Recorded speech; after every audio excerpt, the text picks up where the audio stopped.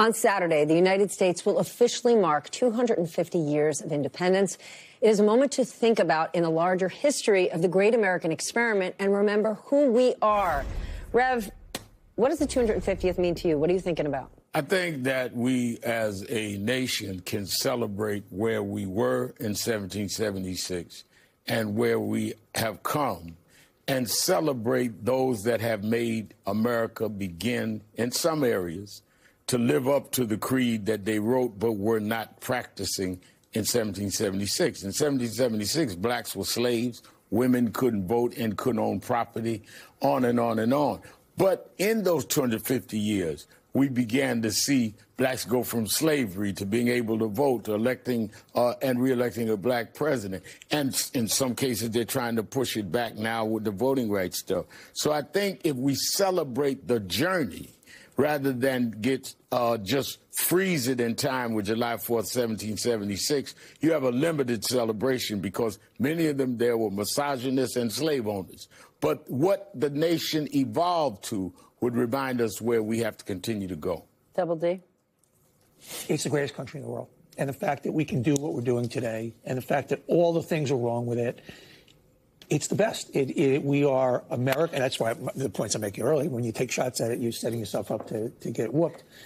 I love this country, and I'm so proud to be an American on every single level, and it's that simple.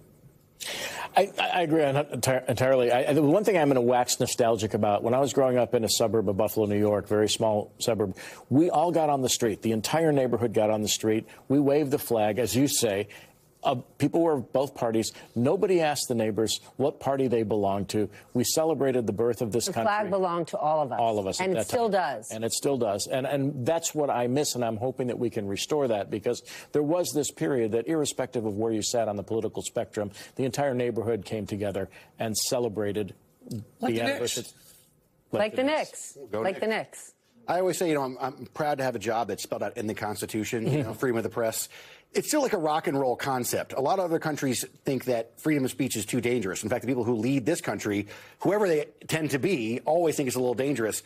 I think that's so cool. This country just believes in the idea that if people can speak and say what they want to say, it makes the nation stronger. And that is what always really drives me, makes me feel my patriotism comes from that. That is hugely important, right? Even though we talk about the president, the consolidation of media, the consolidation of power, what he wants to do to the press, think about the extraordinary reporting, the coverage that we see, just covering the grift, covering the Department of Defense, right? The Pentagon kicked the reporters out of the Pentagon, and every single day you see better and more detailed reporting as it comes to this war in Iran. That's uniquely American and extraordinary. It's very uniquely American and has to continue, and it's one of the things that makes the country work.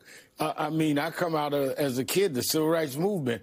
Dr. King and others were masters in how to make the media cover situations that was always there. It didn't start in the 50s and 60s. That's amazing. But they put the spotlight on it. Things that we've done in the 90s going forward, George Floyd.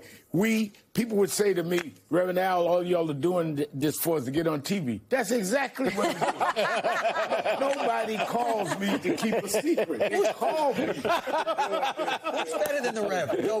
Nobody. Nobody calls me to keep a secret.